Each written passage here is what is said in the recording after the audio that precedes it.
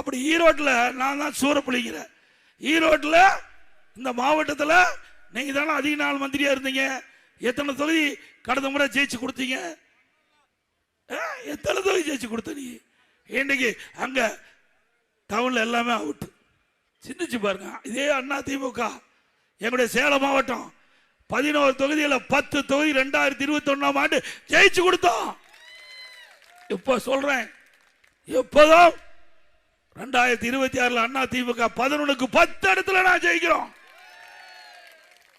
உங்களால உன் தொகுதியில் நீ ஜெயிக்க முடியுமான்னு பாரு. இது சொங்காட்டையன் அவர்களே, உங்க தொகுதியில் நீ ஜெயிக்க முடியான்னு பாரு. சொங்காட்டையா, விளையாட்டு நினைக்காத. உனக்கெல்லாம் மரியாதை கொடுத்து பிரயோஜனமே இல்லை. மரியாதை கொடுக்க வேணுமா? மரியாதை கொடுக்க தகுந்தாளா?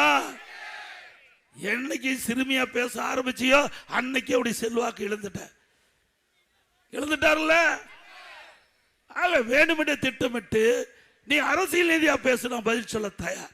அதை விட்டுட்டு தனிப்பட்ட முறையில் பேசுனா நிறைய இருக்குதுங்க. டிவியில போட்டு விட்டுருவேன்.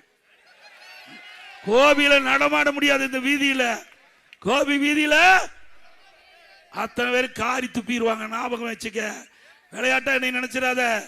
என்னைக்கு வீக்கில் தான் சேனை எடை போட்டுறாத.